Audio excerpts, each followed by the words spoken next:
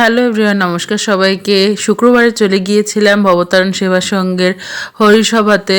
আমাদের বাসার পাশেই ছিল হরিসভাটা। তো আপনারা সবাই হরিসভা উপভোগ করুন। সবাইকে হরে কৃষ্ণ।